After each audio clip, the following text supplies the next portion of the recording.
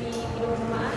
Ku heran Allah mau memberi 2, 2, 3 ya.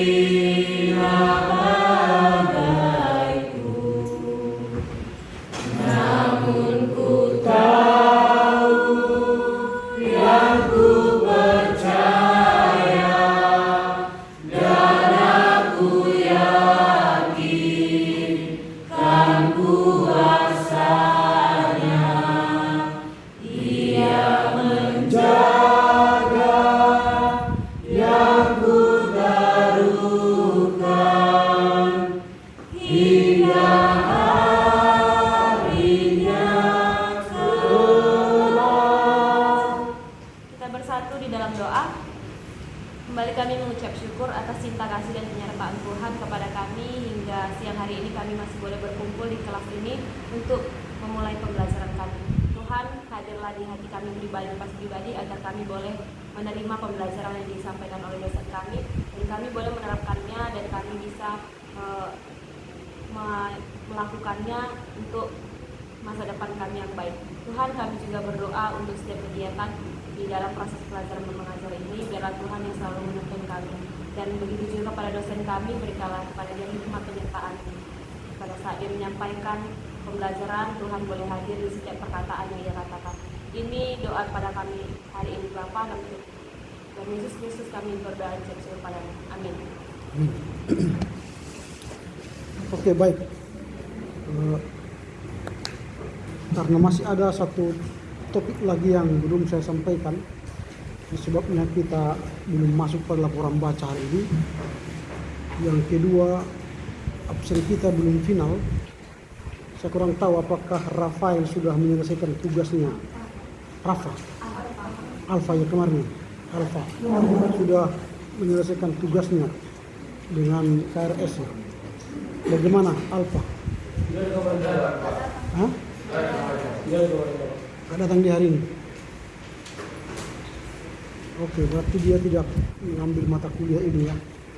Kalau dia tidak mengambil mata kuliah ini, biar saya finalkan hari ini silabusnya. Artinya dia tidak masuk lagi dalam kelas kita. Baik, saya akan panggil nama-nama kita. Adi Rizky, Aldes, Alia, Beng Hadat, Bintang, Darmayani, Deborah,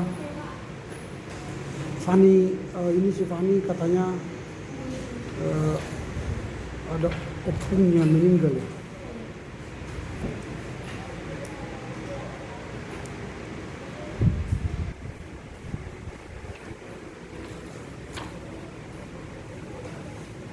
Febi, Halimah, Harama, Indrika, Ishak, Jacqueline, Jani, Jenita, Labora, Lamfot, Lydia, Miranda, Mona Talia, Nita, Oki,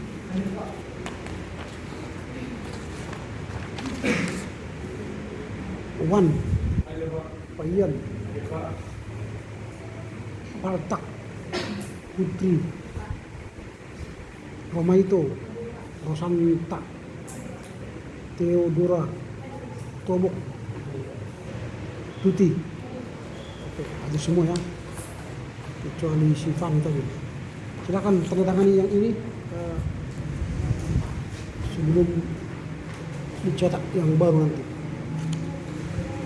Oke. Ya, saya akan sampaikan di awal ini ada hasil keputusan rapat dosen bahwa setiap hari Senin dan Jumat mahasiswa wajib mengikuti kebaktian dan pakai daftar hadir. Dan setelah ibadah maka komite harus mengantar ke DPA-nya daftar hadir. Sudah ada diantar tadi ke daftar hadirnya? Udah ya. Dan kalau mahasiswa mungkin ada kesepakatan nanti 10 kali tidak hadir dalam ibadah, kemungkinan besar diskorsing dan kemungkinan terbesar ialah dikeluarkan. Ini diakibatkan oleh sikap perilaku kalian yang tidak menunjukkan spiritualitas yang baik di kampus. Kami perhatikan selama ini bahwa 3 bulan ini ya, karena sudah kita onsite 3 bulan, sudah ibadah masih keluyuran di kampus, duduk di gazebo dan di kamar tidur, atau mungkin bermain di kamar, atau mungkin dia pergi keluar sana. Padahal dia sekolah teologi. Ibadah itu dalam rangka membangun spiritualitas. Maka kalau kalian lihat di jadwal itu namanya spiritualitas formation. Jadi kalau kalian tidak punya spiritualitas, ngapain dididik di sini? Lebih baik pulang kampung aja. Kami sudah putuskan itu, jadi mohon harus hadir setiap ibadah. Gitu ya. Kalau kalian masih enak, kalau kami dulu ya lebih keras daripada situ. Bapak asrama datang ke kamar-kamar melihat sampai ke kantin. Tidak ada mahasiswa yang bisa duduk pada saat ibadah. Tapi mungkin ya tidak tahu kami bagaimana kinerja Bapak asrama di kampus kita ini.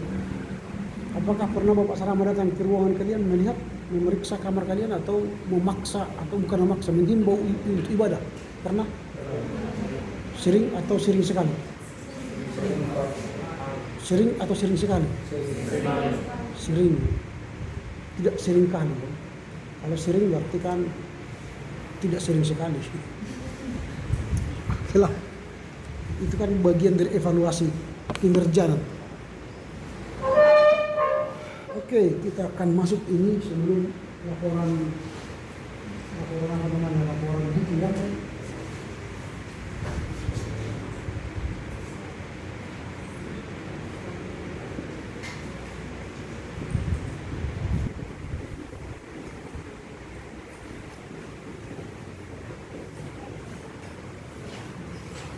Ya, serbuan filsafat ini. Topik ini melengkapi pembahasan kita beberapa minggu sebelum ini tentang filsafat Timur dan khususnya filsafat Indonesia. Kita telah belajar bagaimana filsafat Indonesia dan bagaimana modernisasi yang dialami oleh filsafat itu. Dan sekarang kita bagaimana melihat filsafat itu berasal dari berbagai filsafat yang sudah tercampur aduk di Indonesia. Dengan demikian nanti kalian sudah memahami secara komprehensif filsafat Indonesia itu pergumulannya dan bagaimana asimilasi sinkritisme yang terjadi di dalam. Sehingga kalian telah memahami secara baik dan benar filsafat Indonesia. Nah, kita akan memasuki pembahasan bagian yang pertama nanti soal filsafat Timur yang menyerbu Indonesia. Menyerbu dalam arti bukan perang ya.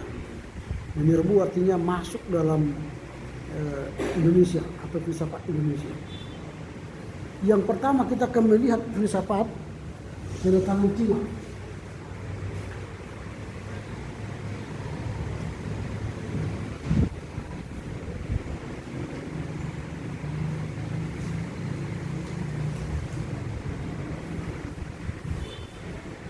Ini yang pertama datang menyerbu filsafat Indonesia dari Cina. Nah, mengapa orang Cina datang ke Indonesia? Ini menjadi pertanyaannya. Karena pada masa itu di Cina ada perang besar antara dua dinasti yang berkuasa, yaitu dinasti Yao dan dinasti Zhou. Dinasti Yao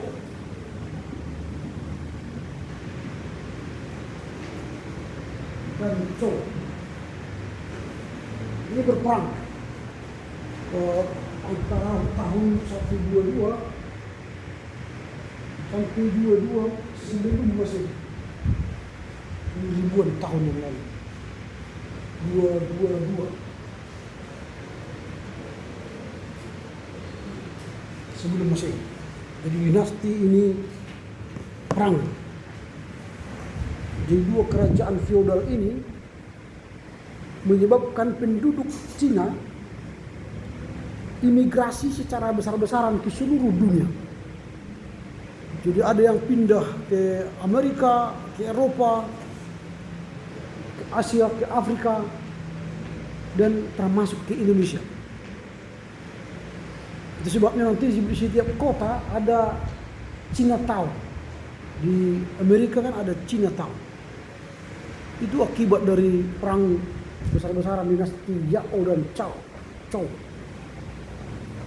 Nah, ke Indonesia, kedatangan mereka disebut dengan imigrasi pertama Cina ke Indonesia akibat perang dari Yao dan Zhou. Dan ketika mereka datang ke Indonesia, mereka membawa kebudayaan perunggu dan besi. Mereka membawa kebudayaan perunggu dan besi. Nah, ini menggantikan kebudayaan Indonesia kebudayaan batu atau yang disebut dengan kebudayaan megalitik dan kebudayaan kayu primitif.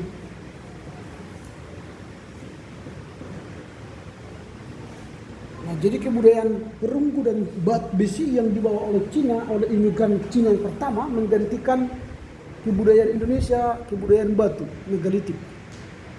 Indonesia kan dulu semua dilukis di batu kan, dipahat di batu atau dipahat di kayu. Itu digantikan sehingga semua peradaban Indonesia, kebudayaan Indonesia mulai dilukis di besi dan di perunggu. Ini yang pertama, kehadiran Cina di Indonesia. Nah, kehadiran mereka dari Cina ini tidak seperti yang kita bayangkan dari satu kampung pindah ke Indonesia, tidak. Karena Cina itu kan luas. Sama seperti Indonesia, ada dari Jawa, dari Sulawesi, Kalimantan, Sumatera, Papua. Kita bayangkan itulah pindah ke sebuah tempat atau negara. Kan berarti mereka bawa kebudayaan masing-masing. Ada misalnya kebudayaan Batak, Jawa, Madura, Minang, Sulawesi. Itu mereka bawa. Kalau kalian pernah dengar sejarah berdirinya Suriname. Suriname itu kan jajahan Belanda. Sekarang di negara kan, negara Suriname. Hampir 90% penduduknya negara itu adalah orang Jawa. Karena diangkut dari Indonesia dulu ke sana menjadi budak. Budak semuanya. Baik budak kerja paksa dan budak seks dilakukanlah di Suriname. Dan mereka kan bawa budayanya dari Indonesia. Dan mereka walaupun di Suriname sekarang, ya budaya Jawa ada di sana. Bahasa Jawa pun mereka bisa. Orang Cina pun begitu. Datang ke Indonesia, datang dari berbagai budaya. Ada yang dari Laosu, ada Konfusianius, ada Mencius, ada Huixi, Chuangju, Sendao, dan Han Feiji. Mereka bawa itu.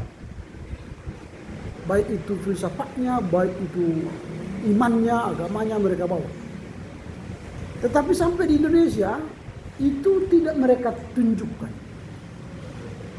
Walau mereka punya aliran kepercayaan misalnya Konfusianisme atau Taoisme, Menciusme, mereka tidak tunjukkan itu di Indonesia.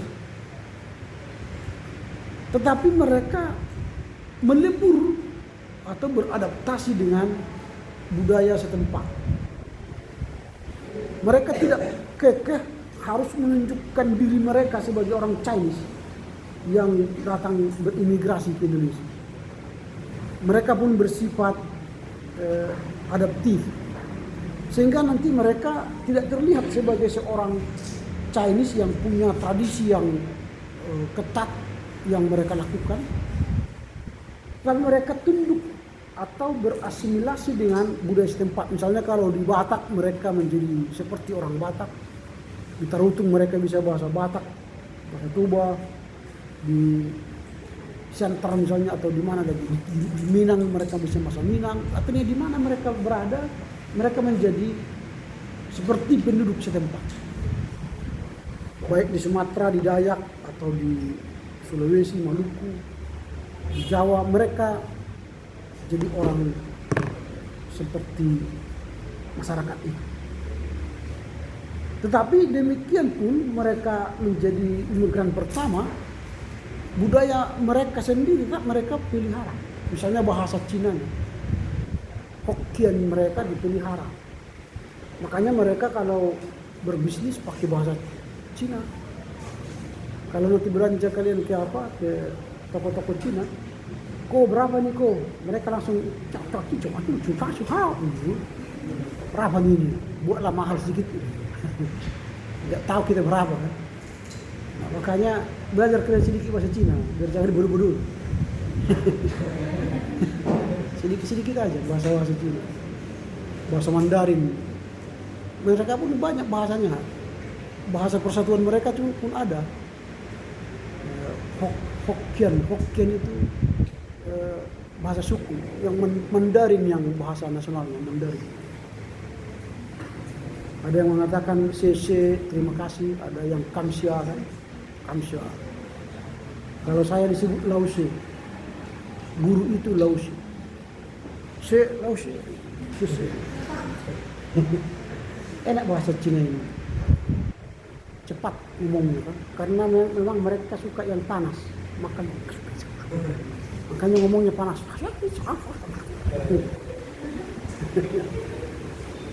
Kan itu orang Cina, makanya kan sumpit. Sikit-sikit kan masuk cepat. Kalau kita mah sumpitnya 5 jari. Lebih cepat kan. Bagi mereka orang Cina nggak perlu sendok, nggak perlu sumpit. Nanti belajar pakai sumpit aja. Nah itu imigrasi yang pertama.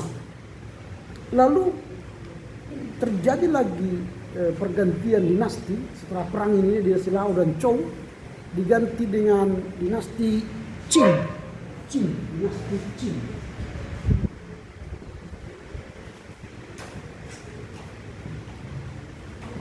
Dinasti Qing ini paling kejam. Dinasti Qing ini sangat kejam. Tahun 235 sebelum Masehi, 235 sebelum Masehi.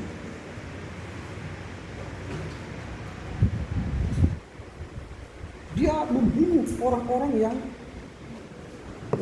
percaya pada Konfusianisme. Semua buku ajar paham yang mengajar orang yang percaya tentang Konfusianisme dibunuh, ditaklukkan.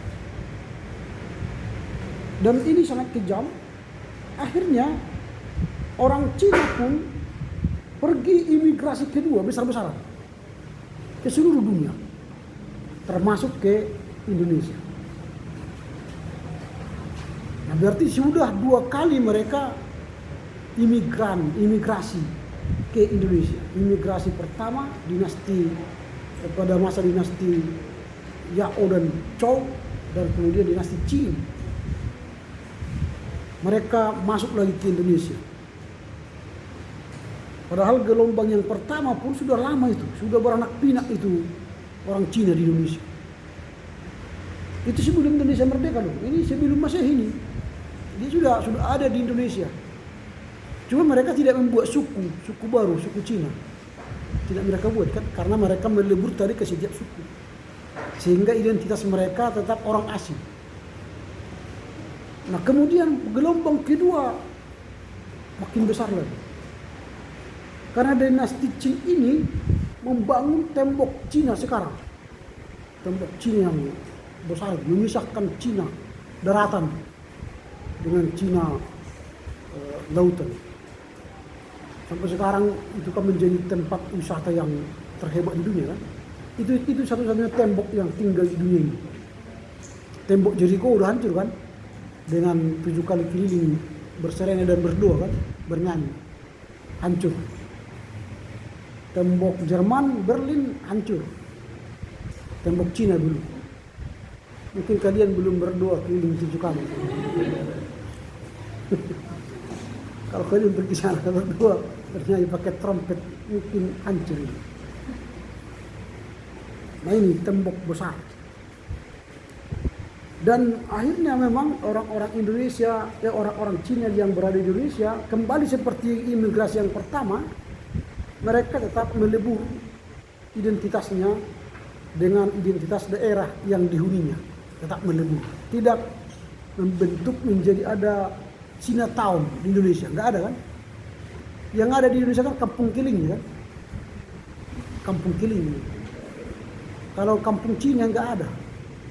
Kampung Toba ada. Kampung Toba kan? Kampung Batak juga ada. Kampung Karo ada. Tapi kampung Cina nggak ada. Yang ada cappuccino.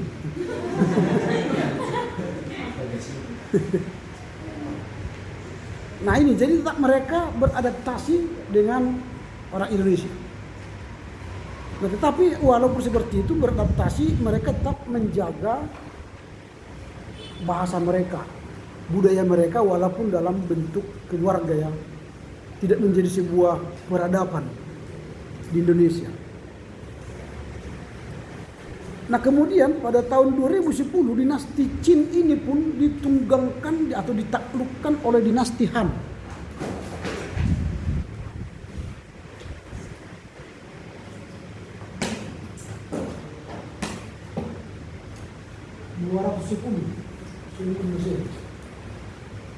Dinasti Han.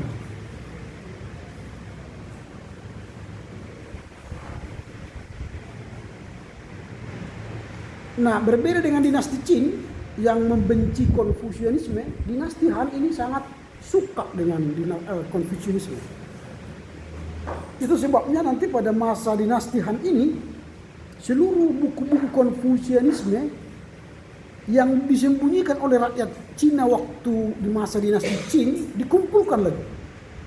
Dikumpulkan dan dicetak dan disebarluaskan oleh dinasti Han ini. Dan akhirnya nanti Konfusianisme menjadi ajaran, menjadi agama. Bahkan menjadi agama resmi di Cina. Padahal sebenarnya aslinya Konfusianisme ini bukanlah ajaran agama, tapi dia adalah lebih condong pada ajaran humanis, ajaran kemanusiaan. Tapi akhirnya nanti dinasti Han membuat dia menjadi sebuah agama atau kepercayaan.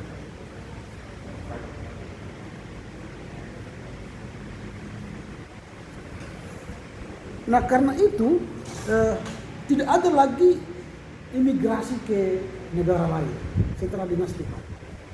Dia sudah membuat kondusif, aman Cina. Nah sekarang Cina di Indonesia bagaimana? Apakah kalau ditanya nanti apakah mana lebih berpengaruh di imigrasi pertama dan imigrasi kedua Cina di Indonesia?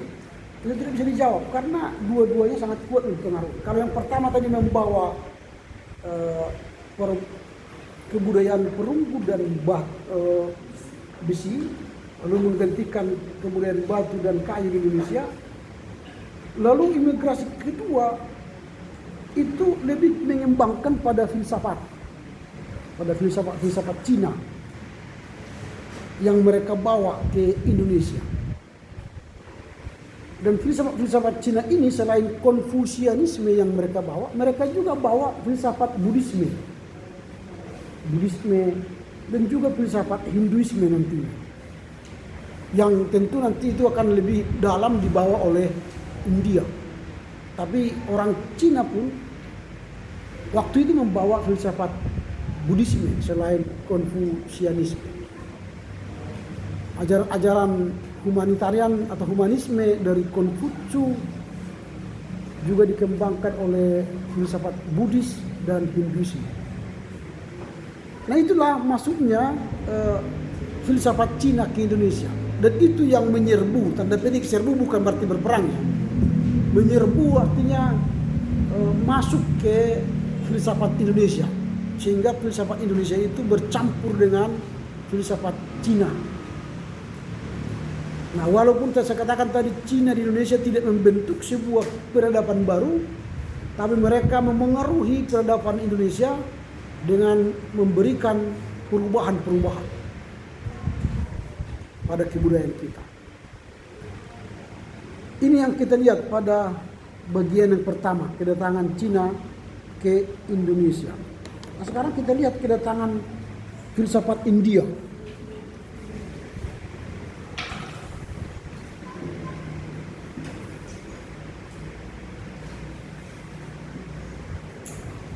Kedatangan filsafat India. Filsafat India ini dibawa masuk ke Indonesia melalui sebuah hubungan perdagangan dan pelayaran.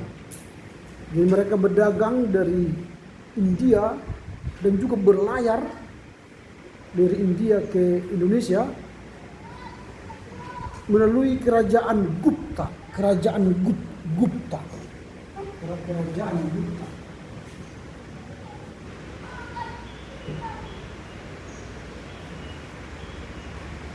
Kerajaan Gupta.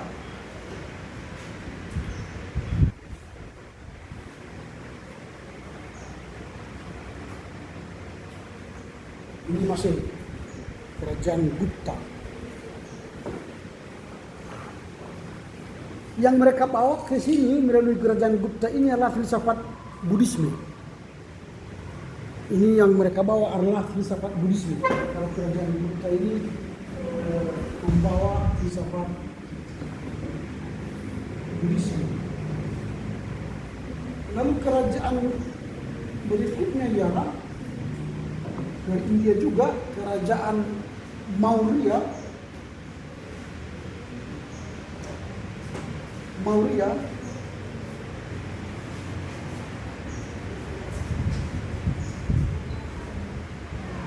Ini membawa filsafat Hinduisme. Sebenarnya pertama datang ke Indonesia ini filsafat Maurya ini karena dia sebelum Masehi. Ini sudah Masehi.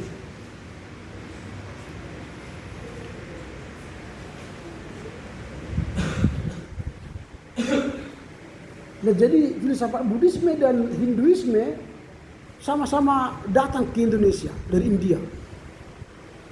Makanya itu pengaruh Hindu dan pengaruh Buddha di Indonesia sangat kental. Nah, salah satu tokoh yang paling banyak mempengaruhi filsafat Indonesia datang dari kerajaan Pallawa. Jadi kerajaan Pallawa ini paling banyak tidak hanya di Indonesia tapi di Asia Tenggara. Kalian mungkin sudah belajar di kerajaan di sejarah Indonesia ya, di SMP atau SMA, kerajaan Pallawa ini. Kerajaan Pallawa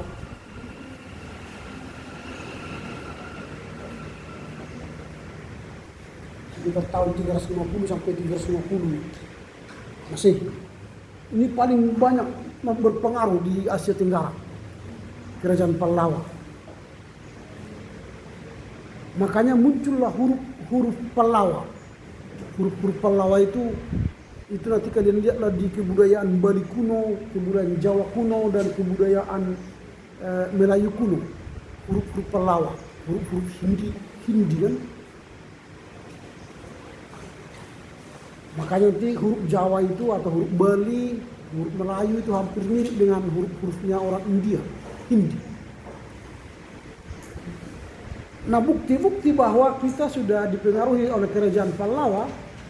Ciri-ciri Pallawa ini kalau membuat nama selalu berakhiran Warman. Jadi kalau ada nama-nama Warman itu biasanya ciri-ciri dari kerajaan Pallawa.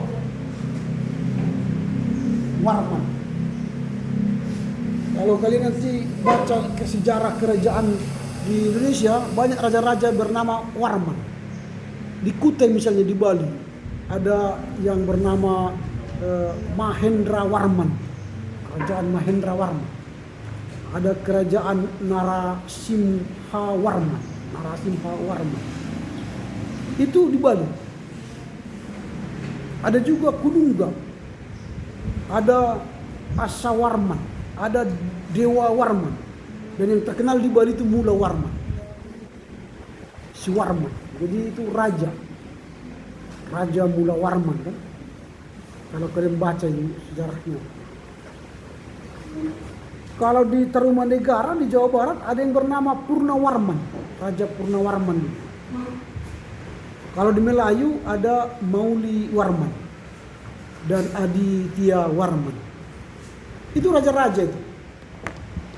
Karena Buddhisme ini dan Hinduisme membawa kerajaan, nama-nama kerajaan, dan nanti nama-nama kayak apa namanya, sesembahan dewa dewi ya.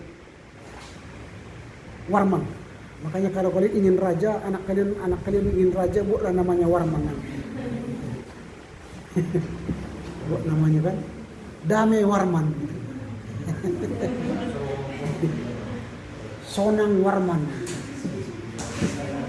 Pokoknya ada Warman-Warmannya. Atau kalian ganti nama kalian, pergi ke Departemen Hukum dan HAM kan, ganti nama. Buat namanya Ramli Warman. Jadi raja kan. Pokoknya ada rajanya lah.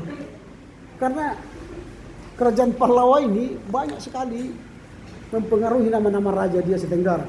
Misalnya di apalah, nanti kalau kalian pergi ke Kamboja, nama raja di sana juga banyak seperti Jaya Warman, Yasowarman 1, Surya Warman 1, Surya Warman 2. Itu di Kamboja itu, nama-nama mereka gitu. Warman banyak itu. Kamboja. Di Kamboja sekarang Gojek terkenal kan? Gojek, supir Gojek, orang Indonesia pergi ke sana jadi supir Gojek. Di Kamboja. Yang merajai sekarang di sana ojol, Gojek. Di Kamboja. Maka banyak orang Indonesia pindah ke sana jadi supir Gojek. Ya itu dirajai oleh Indonesia sekarang.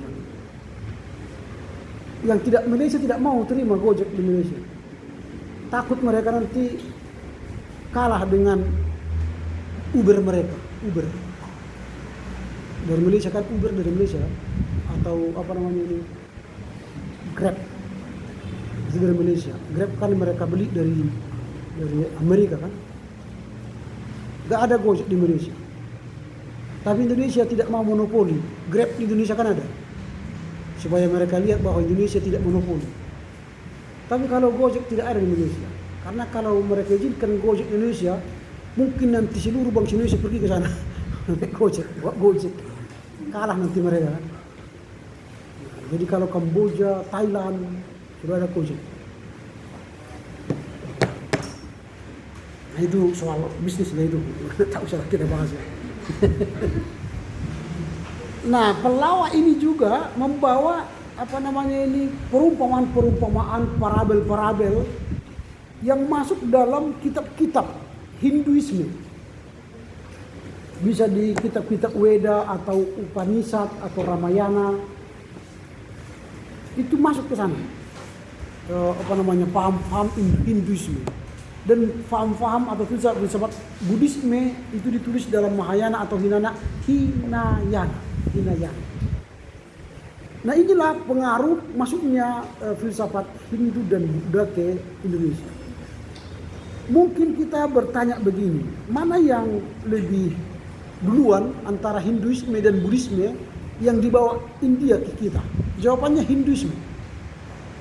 Yang pertama dibawa oleh India ke Indonesia, Hinduisme. Makanya kerajaan Hindu paling banyak di Indonesia. Kerajaan Hindu. Dan kerajaan Buddha hanya sedikit. Kalau kerajaan Hindu mulai dari Kalimantan itu Hindu. Baru Tarumanegara di Jawa Barat itu Hindu. Kalingga di Jawa Tengah, Balitung di Jawa Tengah dan Jawa Timur itu Hindu.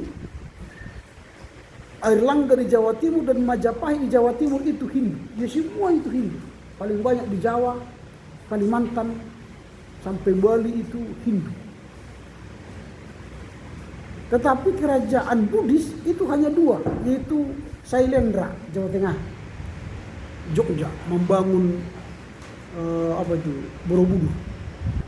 Dan yang kedua Majapahit, Sumatera Selatan, Palembang, itu Buddha. Hanya dua kerajaan itu yang Buddha di Indonesia. Selebihnya itu Majapahit sama dari Kutai, Kalimantan Timur sampai ke Bali itu Hinduisme. Nah, pertanyaan berikutnya ialah ketika mereka bawa Hinduisme dan Buddhisme di Indonesia, apakah itu terjadi perpecahan? Kerajaan Majapahit misalnya dengan kerajaan Mataram di Jogja dan kerajaan Sriwijaya, apakah terjadi perpecahan? Jawabnya tidak. Yang terjadi ialah terjadi sinkretisme antara ajaran Hindu dan Buddha di Indonesia. Nah, sementara di India Hindu dan Buddhisme itu sangat kontras, berlawanan. Makanya di India Buddhisme terusir, akhirnya Cina yang lebih mempelopori Buddhisme dan India itu Hindu. Jadi negara terbesar Hindu ialah India dan Buddhisme itu Cina daratan atau Cina lautan itu banyak kali Buddhisme. Tibet misalnya itu ke Buddhis. Nah, tapi di Indonesia ini aneh, di Indonesia ini terjadi sinkretisme. Mengapa? Kalau kerajaan-kerajaan yang bersifat Hindu itu lebih menonjolkan raja. Tadi Raja Mula Warman, Raja Warman itu, raja-raja. Sementara Buddhis itu lebih menekankan pada reinkarnasi, pada keselamatan jiwa, menderita gitu ya. Kita harus mampu menanggalkan dunia ini, menderita, beramal, berbuat baik supaya nanti kita ketika mati menjelma menjadi lebih baik. Kalau misalnya dia dari babi, baik dia menjadi monyet menjadi manusia. Gitu. Makanya kan ada kerasakti kan? Karena dia ingin jadi manusia. Ada kupu-kupu sakti kan? Ada babi sakti itu kan? Kan sudah pernah tonton filmnya kan? Kerasakti berapa kalian tonton? Sampai habis kan? Sampai tamat. Nah, itu menunjukkan bahwa mereka reinkarnasi. Dan itu banyak mempengaruhi pikiran kita. Filsafat Buddhisme seperti itu banyak mempengaruhi kita. Dan bahkan jadi karma kan. Di Alkitab kan nggak ada karma. Tapi karena ajaran Buddhis, kita mengatakan ada karma. Hati-hati loh, jangan melawan orang tuamu, nanti kena karma kau. Mana ada di Alkitab kena karma kan? Ada si Mardan gitu ya. Kalau di Padang apa itu? Maling kundang kan? Sang Kuriang di Jawa Barat kan? Karma itu kan? Itu ajaran Buddha yang masuk ke kita, masuk ke kalian. Nah ini sinkretisme. Kalau kalian melihat bangunan Candi Borobudur sekarang, itu kerajaan Sailendra yang membangun, itu berapa tingkat? Sampai ke atas. Itu 9 tingkat. Karena bagi ajaran Buddhis, tingkat surga tertinggi adalah langit ke-7. Itu kalau sudah langit ke-7, Anda sudah malaikat, nirwana. Mereka bangun sampai 9 supaya dekat ke nirwana. Tapi ketika kalian nanti naik ke Borobudur itu sampai ke lantai itu dari 9 pun nggak kelihatan surga. Kelihatan bisa mana surga aja, nggak ada. Tapi pemahaman mereka gitu. Dibangun itu tanpa semen itu. Itu makanya keajaiban dunia kan. Dibangun tanpa semen tapi kuat. Nah makanya sekarang dilarang pengunjung ke sana banyak-banyak. Dibuatlah tiket sekarang mahal. Dulu 50.000 masuk, sekarang 750.000. Karena memang kita bandel yang masuk ke sana. Dilarang duduk di duduk. Dilarang menaiki apa itu kan naik. Dilarang foto di sini, foto. Pokoknya dilarang-larang semua dikerjakan. Dilarang berkumpul, banyak di sini. Takut nanti berkumpul di sini roboh. Habis. Baik bandel, kumpul. Langsung berkumpul, jangan berkumpul-kumpul Bapak Ibu, ayo berserak. Kumpul lagi. Karena datang satu bus kan. Satu bus di sana, satu bus itu. Gitu. Kalau saya dulu waktu di Jogja capek gitu ngantar orang, jalan ke atas 1 jam, turun ke bawah 1 jam, baru jalan-jalan beli saya sahur 1 jam, 3 jam, anjir. Sakit betis ini. Nah kayak datang tamu saya bilang kalian lah naik ke atas, aku tunggu di mobil aja lah. Di mobil tidur 3 jam kan lebih enak. Jalan capek, padahal sampai di atas nggak ada yang mau dilihat. Hanya dia lihat ini aja, gini ya, baru foto-foto, cuk. Pulang. Capeknya luar biasa. Terik matahari. Dan tanjakannya kan bukan landai gini. Makin ke atas. Gini ya. Turun pun susah. Karena takut jatuh. Jaraknya satu tangga ke tangga itu tinggi-tinggi. Namanya pembangunan zaman dulu. Mungkin zaman dulu kakinya, pahanya tinggi-tinggi kan. Kita pahanya pendek-pendek. Sekali melangkah, mereka duduk tuk, coba kita berjuang. Pulang dari sana wajib kena kusut. Karena udah tegang semua. Nah, itu. Jadi itu bangunan Buddhisme. Beda kalau pergi ke nanti ke Bali, ke GWK, walau dia besar, patung Garuda itu di GWK itu, jalannya pun capek ke atas. Tapi di sepanjang jalan nanti ada budaya-budaya. Ada tarian Bali, lalu ada ritus agama Hindu menyembah Tuhan kelihatan. Kita nonton, asik nonton gini. Oh gini ya rupanya ibadah Hindu. Kita lihat tariannya. Baru kalau kita punya uang sumbang. Enak. Jadi rasa capek istirahat nikmati sambil minum-minum. Ini nggak ada yang mau dinikmati. Udah capek nggak ada yang mau dinikmati.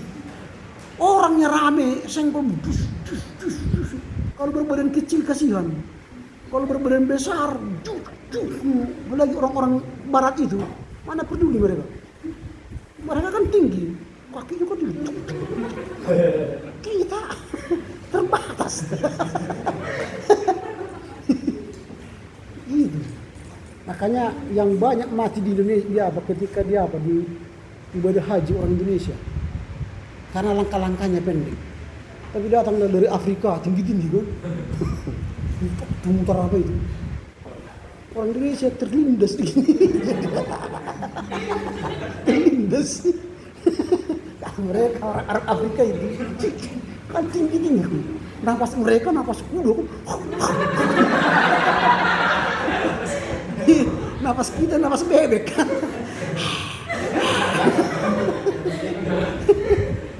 Gitulah dia di Borobudur pun begitu.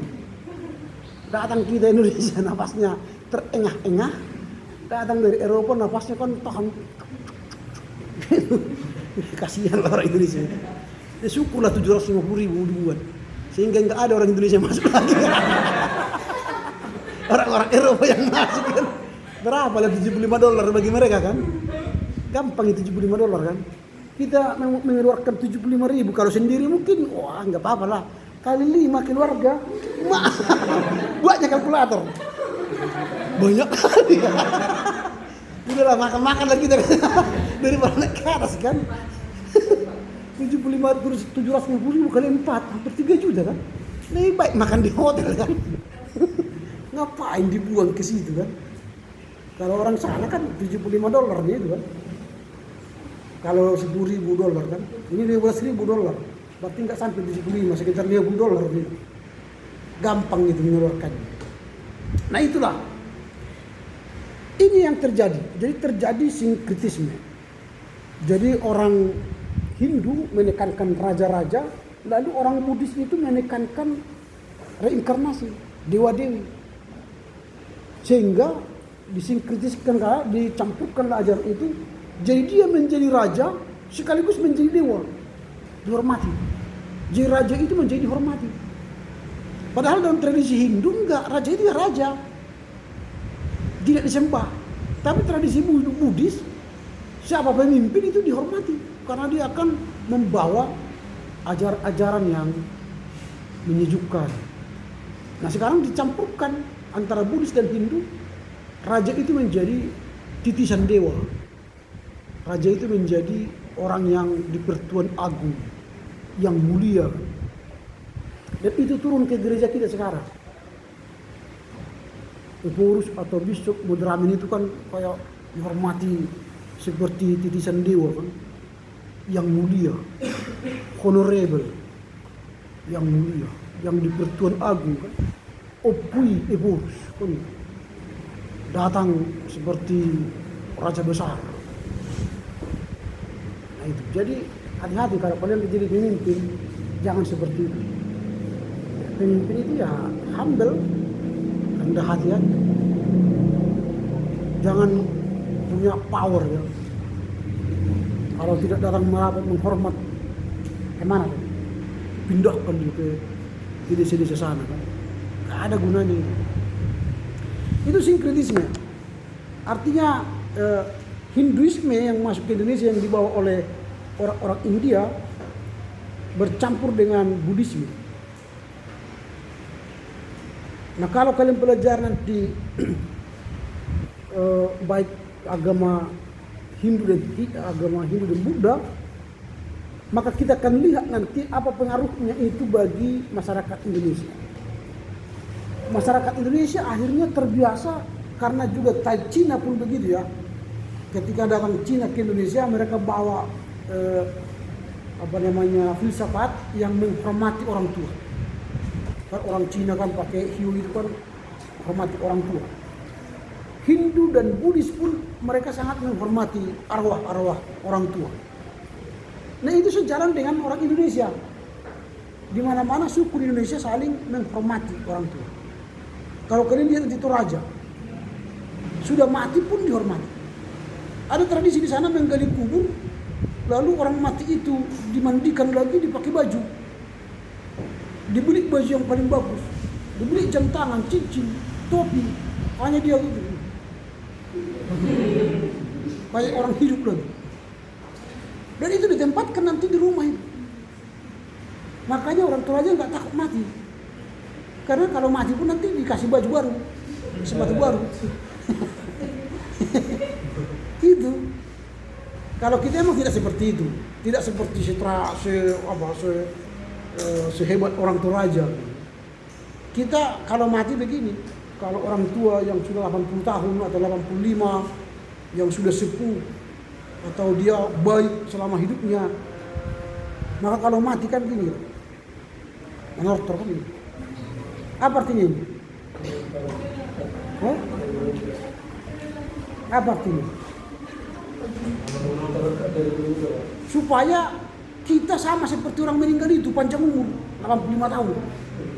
Turun sumangotnya. Sumangot itu kan kalau bagi orang Batak kalau meninggal nafas ini jadi begu, jadi hantu.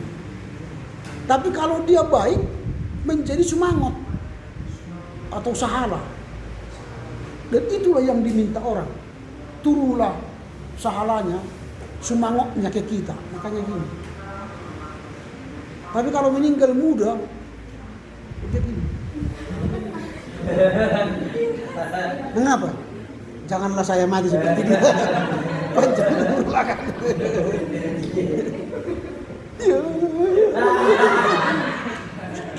Janganlah aku panjang umur lagi. Apalagi itu bandel, jahat. Dikuburlah semua itu kan itu. Yang jahat itu dikuburlah. Itu orang Batak. Nah orang Cina gitu menghargai. Maka mereka bakar sionya itu karena moyang bapak itu kan ke Tuhan dibakar, dihormati. Nah itu yang kita ambil, artinya dipengaruhilah pemikiran kita seperti itu. Nah makanya sekarang kita harus menghormati orang tua itu. Karena mereka meyakini itu ya. Dan itu kan sesuai dengan hukum Taurat kan? Hormatilah supaya lanjut umurmu. Lanjut umur itu artinya apa? Ya panjang umur itu maksudnya sama itu. Panjang umur itu artinya apa? Karena selalu merayakan happy birthday to you. Apa artinya panjang umur?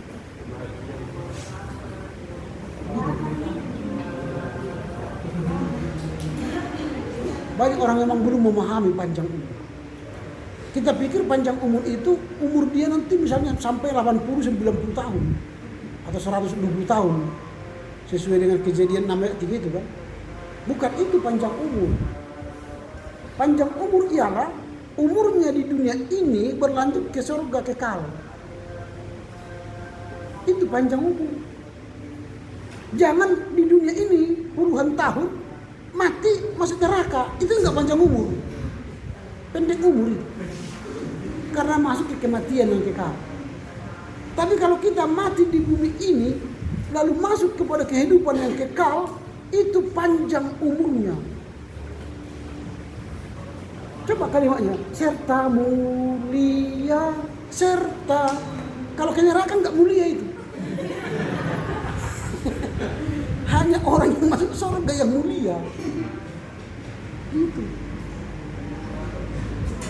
Makanya kalian kalau bernyanyi panjang umurnya, sehat badannya, kuat imannya. Itu kalau sudah Kristen. Panjang umurnya kalau tidak sehat badannya ngapain? Capek itu. Beban bagi anak-anak kan. Panjang umurnya, sehat badannya, kuat imannya. Panjang umurnya tapi tiap hari bersungut-sungut, itu pun sakit kuping dengarnya. Buat emosi itu. Cepat mati katanya. Tapi panjang umur beriman tidak mengeluhkan, tidak bersungut-sungut. Orang beriman itu tidak bersungut-sungut. Orang yang bersungut-sungut itu tidak masuk Yerusalem. Cobalah orang Israel yang keluar dari Mesir, yang bersungut-sungut tidak sampai ke Kanaan kan? Siapa yang sampai ke Kanaan?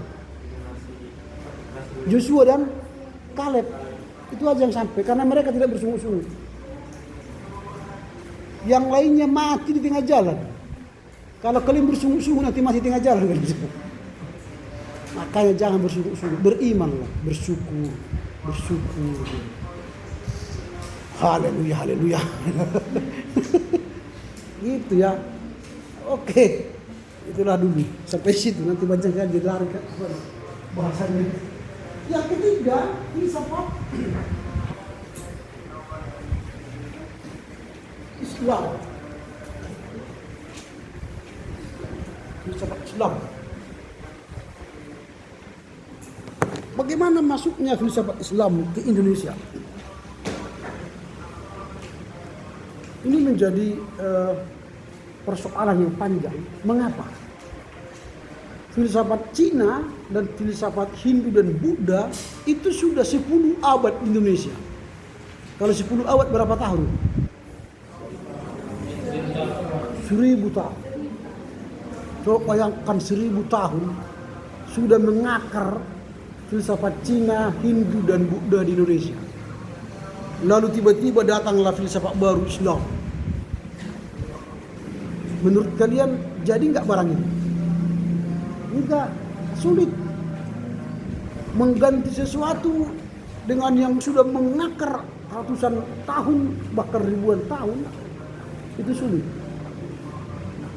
Makanya ketika datang pedagang-pedagang Islam dari Timur Tengah ke Indonesia, mereka tidak mau mengislamkan Indonesia, tidak mau convert. Karena apa? Karena tujuan mereka datang ke Indonesia bukan mau mengislamkan Indonesia waktu itu, tapi berdagang. Kalau mereka mengislamkan orang Indonesia, nanti perdagangan mereka hancur, nggak diterima. Jadi mereka hanya berdagang. Makanya nanti kalau kalian belajar teori Islam masuk ke Indonesia, ada beberapa teori. Kalian sudah masuk Islam kan? Pelajaran Islam, mata kuliah Islam. Islamologi udah. Sudah belajar teori masuk Islam ke Indonesia? Belum nyampe. Masih sejarah Islam. Iya, sejarah Islam itu dipelajari teori masuknya Islam. Masih gimana masuknya? Masih di Arab. Oh gitu, masih Khalifah ya. Oke. Oh ya, semester 2, semester berapa? 3. Masih apa ya? Kulit-kulitnya. Apa-apa lah. Saya nanti sampaikan supaya kalian lebih cepat tahu kan. Bersyukurlah. Nah ini sudah 10 abad lalu mereka masuk. Nanti kalau kalian belajar teori masuknya Islam, maka ada beberapa teori masuknya Islam ke Indonesia. Dan itu nanti akan kita lihat dalam filsafat Islam itu masuk ke Indonesia. Teori yang pertama itu teori Gujarat.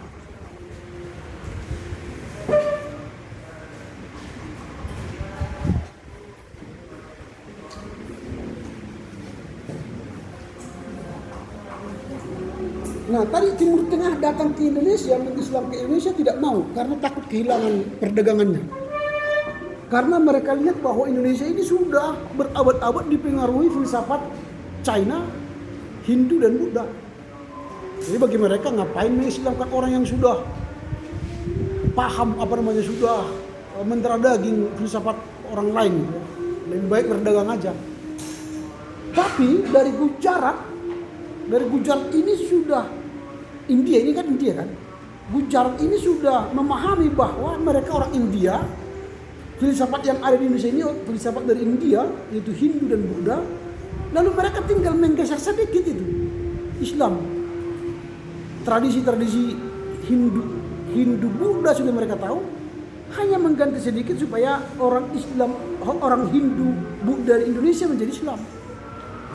Makanya yang masuk ke Gujarat dari Gujarat ke Indonesia. Mereka sudah punya pengetahuan yang lebih dalam. Coba kalian bayangkan sekarang waktu itu belum ada kapal induk seperti punya Amerika itu.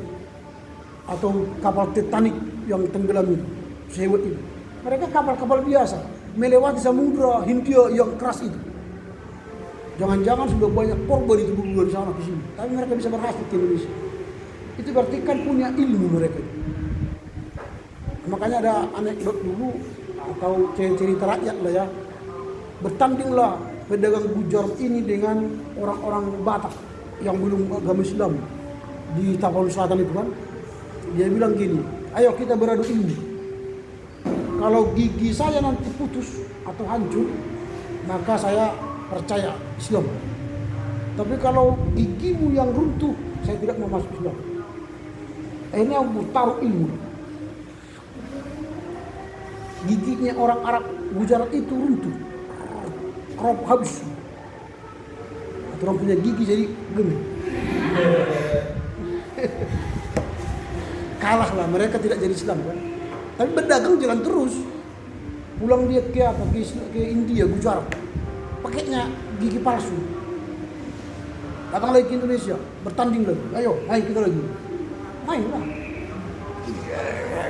Mana bisa runtuh karena gigi palsu kan. Gigi palsu mana bisa runtuh. Lalu mereka katakan berarti kamu ilmumu hebat, kuat, maka kami masuk Islam. Nah, itu contoh-contoh teori masuknya Islam itu bertarung dalam masyarakat. Dan mungkin masih banyak cerita-cerita rakyat lain bagaimana Islam itu masuk ke Indonesia. Ke Jawa itu hampir 4 abad baru bisa masuk Islam. 4 abad. Setelah Wali Songo Islam baru bisa Islam masuk ke Jawa. Wali Songo tahu kan? Wali Songo 9 wali. Nah itu. Jadi sangat sulit sekali masuk Islam ke Indonesia. Maka yang pertama membawa masuk Islam Indonesia, teori pertama ialah teori Gujarat. Orang Islam yang dari India. Karena di India waktu itu sudah banyak kerajaan-kerajaan yang Islam. Misalnya kerajaan Delhi, Sialkot, Agra, Benggala, Dhaka, Bombay, Bijapur, dan termasuk Gujarat. Itu sudah Islam.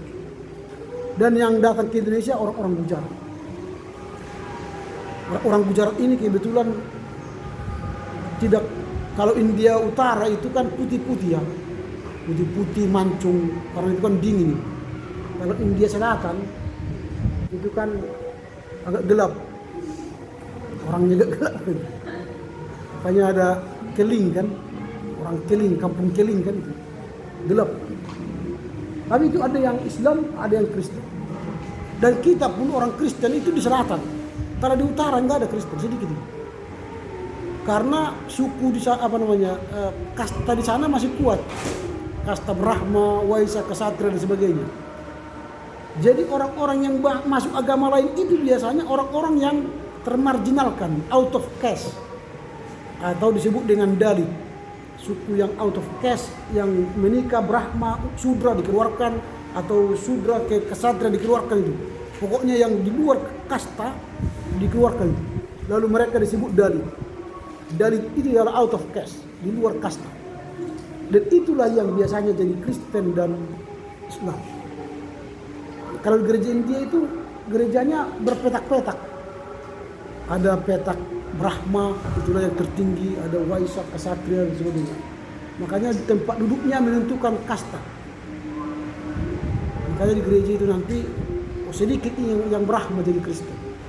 Tapi ada, tapi sedikit. Tapi yang banyak itu adalah out of caste misalnya. Dalit. Nah ini jadi Gujarat. Makanya teori pertama masuknya Islam ke Indonesia teori Gujarat. Yang kedua ialah Mekah. Itu tadi yang saya katakan dari Mekah. Mereka ini tidak mau mengislamkan orang Kristen, orang Indonesia karena takut kehilangan perdagangan. Teori Mekah. Orang Mekah yang membawa Islam ke Indonesia. Kalau orang Gujarat ini dan Mekah ini sama-sama abad ke-13 ini semua masuk. Tapi orang India sebenarnya lebih duluan. Karena abad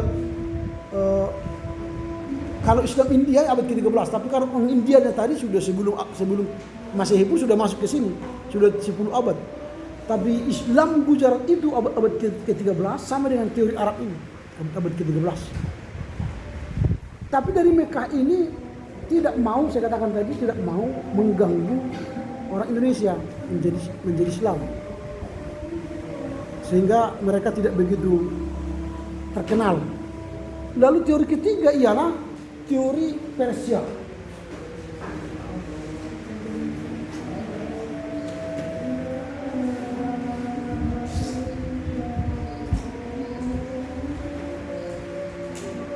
Persia itu sekarang disebut Iran.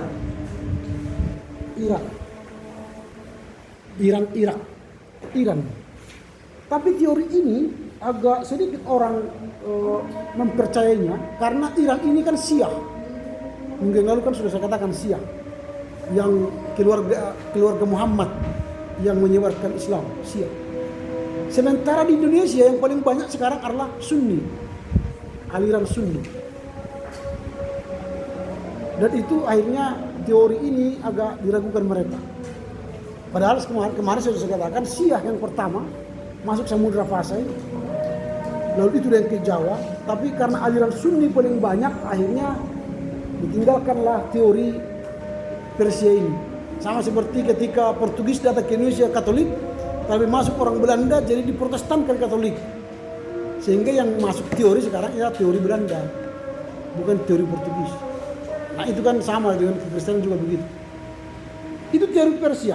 Lalu yang terakhir teori Cina.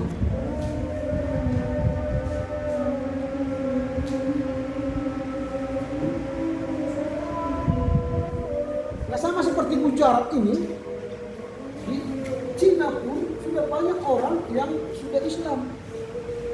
Makanya nanti kalau kalian pergi ke Cina pun ada Islam yang menyebarkan Islam dari Cina. Dan Wali Songo pun salah satu dari Wali Songo itu ada itu China. Tapi ya mereka tidak akui. Nanti kalian bacalah silsilah daripada Wali Songo itu. Ada itu keturunan dari China. Nah, teori ini memang agak tidak populer sehingga teori Cina ini masuk ini kepada teori karena ini tidak begitu populer ya. Karena teori Cina ini masuk Islam ke Indonesia itu ke daerah Sumatera bagian selatan masuk melalui perdagangan juga.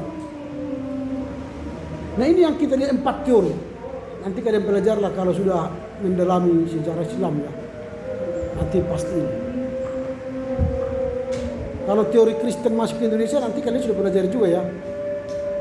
Belum tahu teorinya. Bagaimana isi Kristen masuk ke Indonesia. Nantilah dalam sejarah gereja, bukan sekarang. Nah ini, jadi filsafat Islam masuk ke Indonesia ini dari Gujarat, ini yang lebih terkenal. Kalau dalam bab pendidikan sejarah Indonesia dulu kan Islam masuk ke Indonesia pasti dikatakan dari pedagang-pedagang Gujarat. Tidak pernah dikatakan dari Mekah atau dari Persia atau dari Cina ini. Yang terkenal ialah dari Gujarat. Nah, dari Gujarat ini banyak dari aliran Sufisme.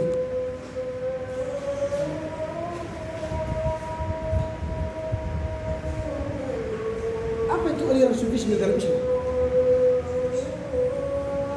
Kalau di Kristen kira-kira apa itu? Setara apa Sufisme? Itu setara dengan pietisme. Pietisme, puritanisme, orang-orang yang suci, orang-orang yang baik, berakhlak. Itu Sufisme. Nah, jadi orang-orang Sufisme itu adalah orang-orang yang benar-benar memberi diri untuk meninggalkan keduniawian, tetapi lebih pada sikap iman yang bertakwa, tasawuf, dan mereka benar-benar memberikan hidup mereka kepada Tuhan. Nah, ini Sufisme. Nanti kalau kalian baca di Google apa itu Sufisme, kalian lihat. Dan dari pedagang Gujarat ini yang beraliran Sufisme inilah yang banyak mengislamkan nanti kerajaan-kerajaan Hindu dan Buddha itu. Kerajaan Majapahit, kerajaan Mataram, kerajaan Kutai, kerajaan Sriwijaya, sampai semua kerajaan-kerajaan Hindu dan Buddha itu diislamkan oleh orang-orang Sufi. Orang-orang Sufi. Yang lebih keras nanti Sufi ialah Wahabisme. Nah, orang-orang Sufi ini. Nah, sama seperti orang kita Kristen yang menyebarkan kekristenan ke Indonesia itu kan bukan gereja. Tapi itu kan orang-orang Kristen yang rajin berdoa, rajin membaca Alkitab, rajin mengamalkan firman Tuhan, menjaga diri. Mereka berkumpullah orang-orang yang suka berdoa ini, lalu menginjili ke daerah lain. Misalnya Rhine Mission Gesellschaft itu kan persekutuan orang-orang berdoanya itu di Sungai Rhine itu. Itu bukan gereja. Orang-orang yang pietis, orang-orang yang suci, ya, berkumpul bersama. Ayo kita bangunlah di sini, saling berdoa. Nah, mereka akhirnya mengutus orang pergi ke Indonesia. Makanya kesucian itu bisa membuat sebuah gerakan pembaruan. Luther itu mengapa dia menjadi tokoh pembaruan? Karena setiap hari minimal 3,5 jam dia berdoa. Calvin itu tokoh orang yang disiplin, makanya dia punya aturan-aturan banyak. Kalau Wesley itu lebih banyak pada pengembangan misi, banyak uangnya dikasih misi untuk misi. Itu spiritualitas mereka.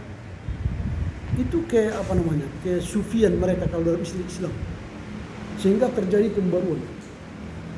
Jadi kalau kalian pun ingin nanti jadi pendeta yang membawa dampak, membawa pengaruh, kalian pun harus meningkatkan spiritualitas kalian.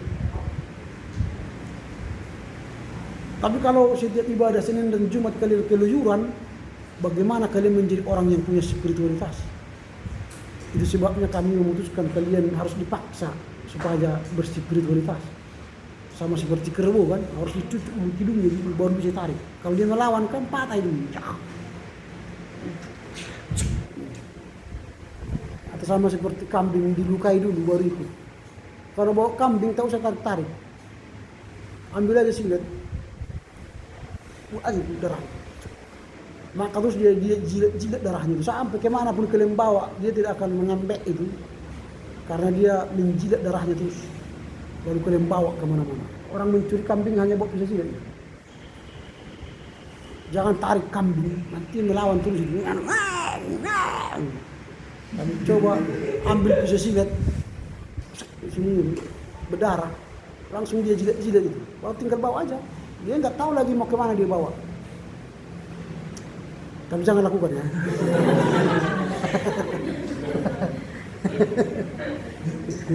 Jangan lakukan. Tapi kalau terpaksa nggak apa-apa lah. Kalau curi ayam pun gitu. Curi ayam tahu caranya. Ya curi ayam gampang. Kalau kalian curi ayam tangkap, itu ribut. Tak usah. Kupas ke bawah. Langsung gini kan aja. Tunduk itu. Enggak bunyi lagi, baru bawa. Enggak bunyi itu. Sampai di rumah baru bunyi. Bawa ngapa nanti datang ke sana. Mau praktek dia. Karena di kos-kosan kan enggak ada makanan kan. Itu biasanya anak-anak kos yang melakukan itu. Anak kos. Kalau zaman kami memang gitu.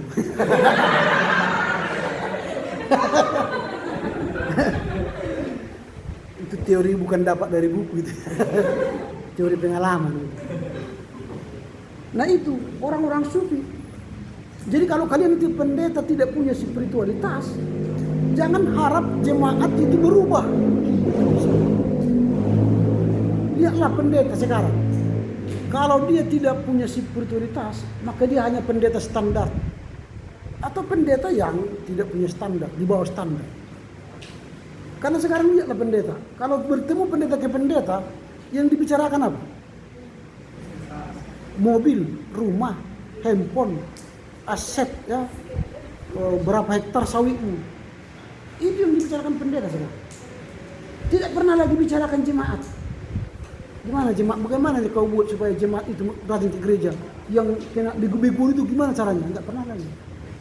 Enggak ada lagi diskusi pendeta ketemu pendeta membicarakan pelayanan. Enggak ada. Malahan sintu yang bertemu sintu bicarakan pelayanan. Tapi kalau pendeta enggak lagi. Itu pendeta yang di bawah standar. Karena tidak ada nilai spiritualitas. Karena bagi dia sekarang dengan jabatan kependetaannya mengumpulkan uang sebanyak-banyak. Makanya kalau diundang dia berkhotbah di gereja, pertanyaan dia, berapa jemaatnya?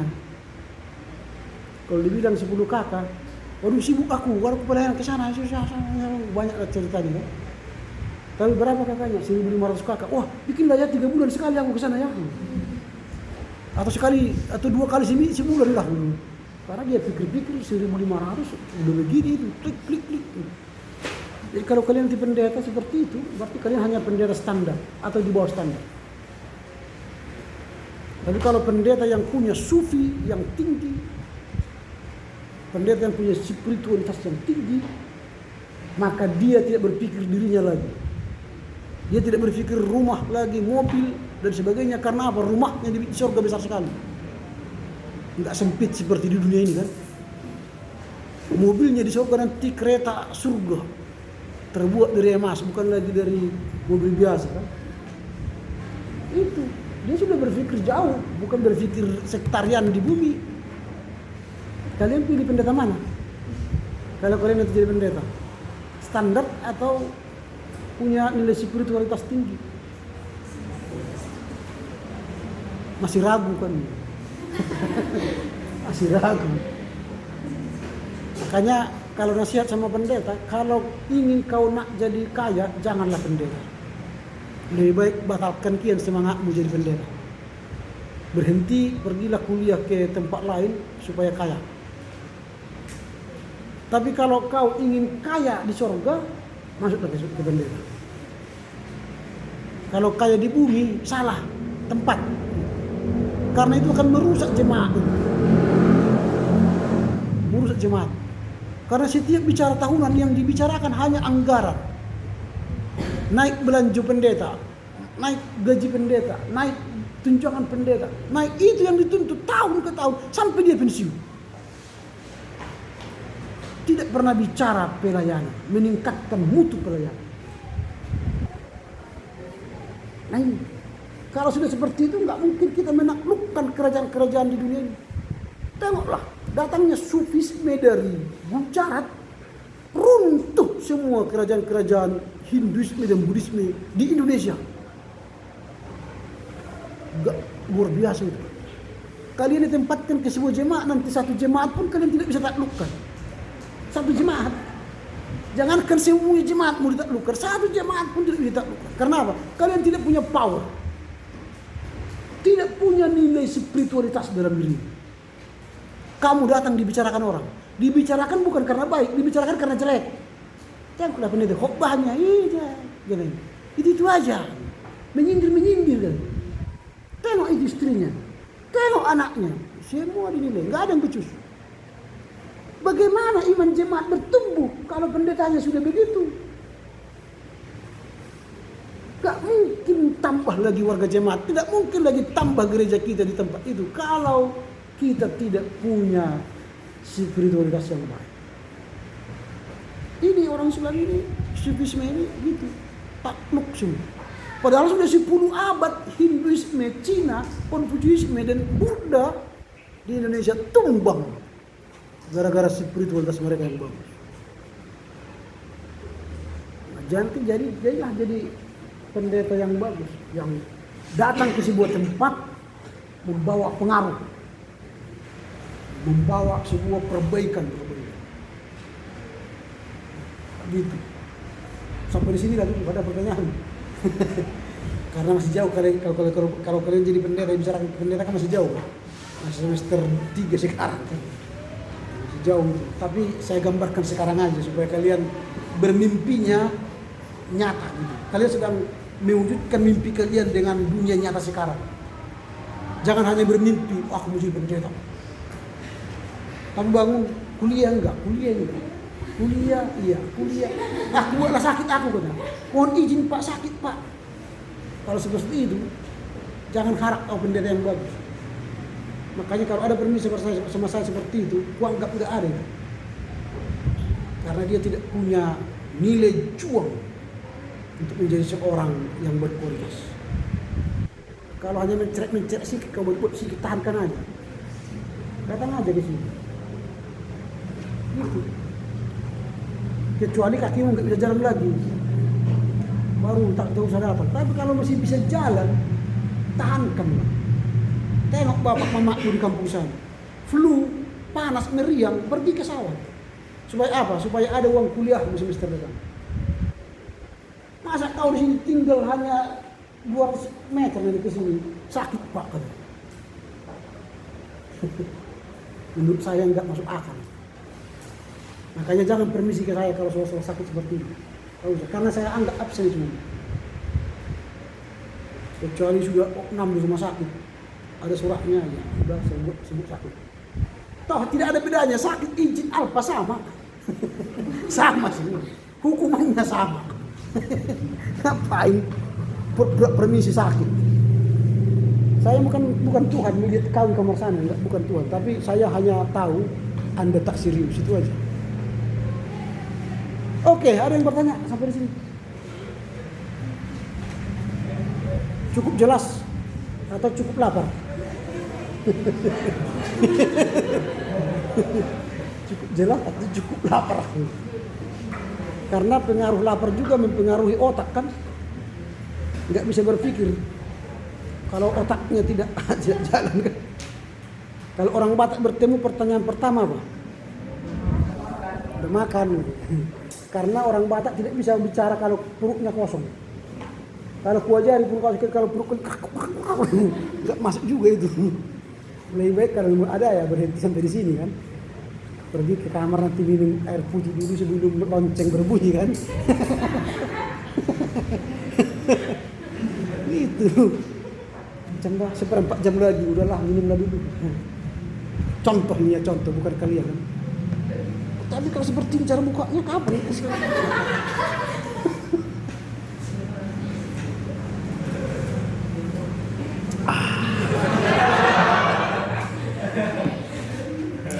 Terasa. Oke, ada pertanyaan? Enggak ada ya. Oke lah kalau begitu sampai di sini lah dulu ya. Silakan, siapa yang mau menutup dengan doa dan nyanyi?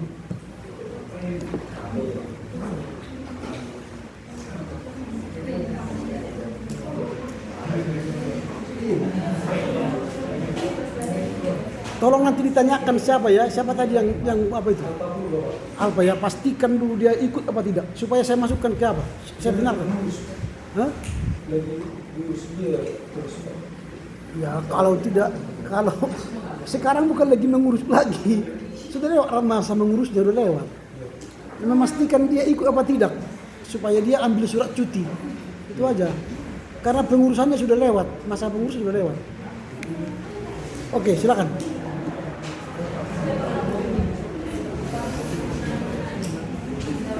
Kita satukan hati kita bersatu di dalam doa. Allah Bapa yang bertata dalam kerajaan surga, puji dan syukur kami ucapkan kepada-Mu Tuhan Yesus, di mana atas berkat dan kasih karunia Tuhan sehingga kami telah selesai menyelesaikan perkuliahan kami pada siang hari ini. Tuhan Yesus, kiranya apa yang sudah kami pelajari, apa yang sudah diberikan Bapak dosen dapat kami manfaatkan untuk masa depan kami yang akan datang. Tuhan Yesus, pada Bapak dosen berkati beliau, berikan kesehatan serta umur yang panjang. Tuhan Yesus, segala pelanggaran dosa yang kami perbuat, kiranya Tuhan yang menghapuskan agar berkah yang Tuhan berikan layak kami terima. Di dalam nama Yesus kami berdoa dan mengucap syukur. Terima kasih Tuhan. Amin. Amin. Nah, soal laporan baca minggu depan, karena bukunya mungkin tidak ada